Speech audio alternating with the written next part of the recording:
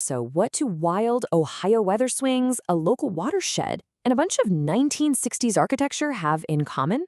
I know, it kind of sounds like the setup to a really weird riddle, right? Well, the answer is actually sitting right inside your walls. Believe it or not, geography, extreme weather, and history are secretly waging this constant invisible war on your home's plumbing. Welcome to today's Explainer. Today, we're essentially pulling back the drywall to look at the hidden infrastructure keeping our homes running. We're going to explore the fascinating science, the really precise math, and the environmental factors that govern the plumbing right here in Sharonville, Ohio. It's this incredibly complex system that we all rely on literally every single day, but, we rarely ever think about it until suddenly something goes wrong. All right, here is our roadmap for today. We'll kick things off with geography versus plumbing. Then we'll cover spotting the warning signs, dive into the science of drainage, geek out a bit on professional plumbing math, and wrap up with the true cost of repairs. Okay, let's jump right into section 1, geography versus your plumbing, and look at the environmental war on your pipes. Because plumbing problems really don't just happen randomly. Okay, if you live around here, you already know about this. Sharonville sits directly in southwestern Ohio's freeze-thaw corridor. Think about wintertime.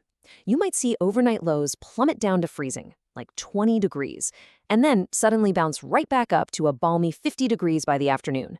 Well, this wild temperature swing causes the pipes sitting in your exterior walls and crawl spaces to constantly expand and contract, over and over again. And that relentless cycle is exactly what creates those nasty stress fractures in copper lines and completely cracks the joints in PVC piping. And what's wild is that exactly where you live in the area directly dictates your plumbing risks. Let's look at Crescentville and Summit Park, for example. Homes there built back in the 1960s often have galvanized steel pipes that are literally just corroding from the inside out right now. Down by Sharon Road and Reading Road, well, the Milt Creek watershed means those heavy spring rains frequently overwhelm the aging sewer laterals, and boom, you get basement backups.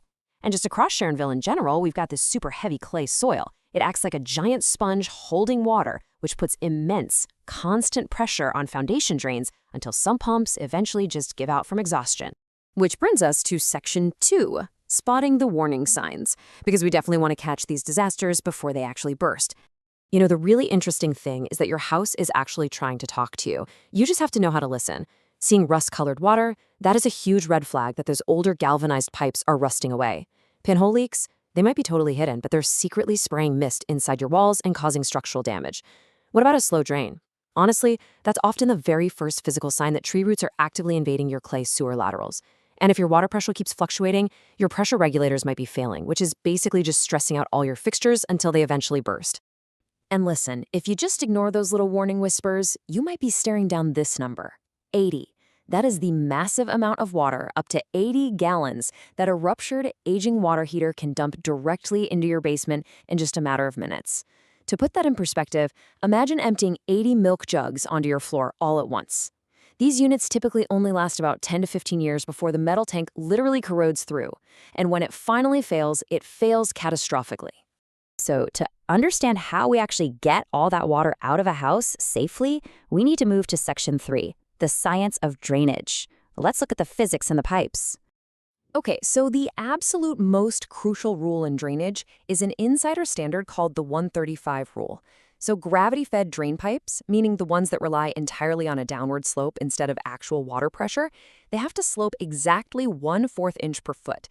If you measure that pipe's descent relative to a flat horizontal line, it translates perfectly to a 135-degree angle. If the pipe is too flat, the water moves way too sluggishly and debris just builds up. The problem in older homes is that natural foundation settling completely messes up this precise angle, and that is exactly why your kitchen sink might just suddenly start backing up out of nowhere. Oh, and the shape of the pipe matters just as much as the angle does. If you put a hard, sharp 90-degree elbow in a horizontal drain run, you're essentially creating a trap for debris. Modern plumbing codes actually strongly prefer that you use two 45-degree sweeps instead. It creates this much gentler curve, which completely reduces friction and stops those blockages from forming. Now, the physics of the water coming into your house is equally strict. Proper pipe sizing has to be mathematically calculated to guarantee a minimum of 40 psi at the highest fixture in your home. It's a real balancing act. If the pipes are too small, you completely lose water pressure the second multiple fixtures are running. But if the water velocity is too high, that's what causes those loud, rattling, eroding pipes. And that intense need for an exact balance brings us right into Section 4, professional plumbing math, and the actual calculations of building code. All right, let's nerd out for a second and see how this turns into actual on-the-job trigonometry. Meet the 1.414 rule. When a professional plumber has to run pipes diagonally at 45 degrees, say, to avoid some ductwork in a really tight crawl space, they don't just eyeball it and guess. No way. They multiply the desired offset distance by 1.414 to determine the exact length of pipe they need to cut. It just goes to show the incredible mathematical precision required to install these systems correctly. But it goes way beyond just trigonometry. Plumbers have to calculate really strict compliance with the International Plumbing Code. This means installing expansion tanks because hot water naturally creates these super dangerous thermal pressure spikes. It means running proper venting all the way up through your roof so air can enter the system, because without that air, your drains would literally siphon the water right out of your P-traps, those little curved pipes right under your sink, which would just let raw sewer gas drift straight into your home. It also means putting backflow vacuum breakers on outdoor hoses to protect the whole city's municipal water supply, and knowing exactly when to use different types of flexible or rigid plastics like PX, CPVC, or ABS, all based on their chemical resistance and temperature ratings.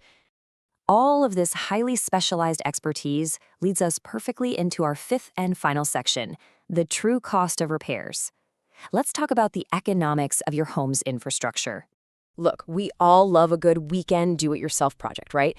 And DIY is absolutely fantastic for simple fixes under $20, like swapping out a leaky toilet flapper or putting on a new sink aerator. But honestly, anything that involves main water lines, gas connections, or drilling through structural elements really requires professional service.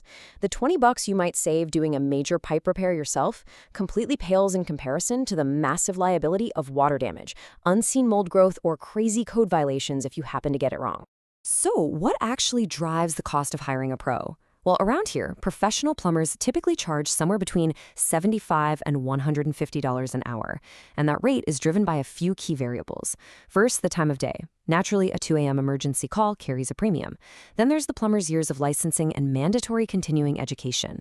Add in the business overhead and the heavy liability insurance they have to carry just to protect your home.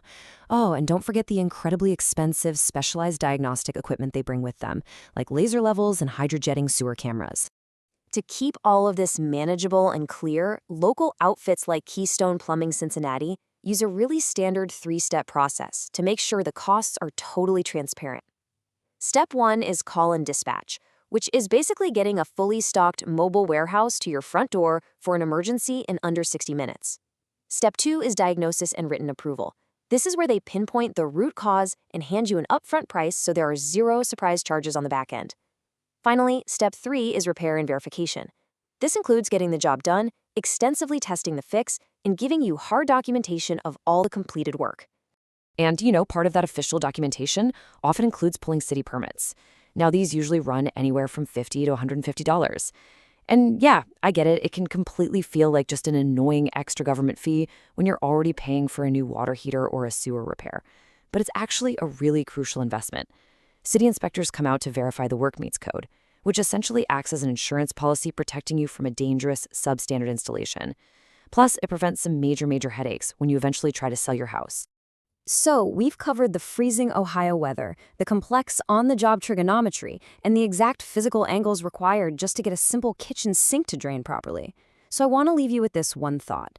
The very next time you turn on the tap, are you just going to see water, or will you see the hidden mathematics, physics, and geography flowing right there behind your walls? Thanks so much for joining me on this explainer, and definitely keep staying curious about the incredible engineered world built all around us.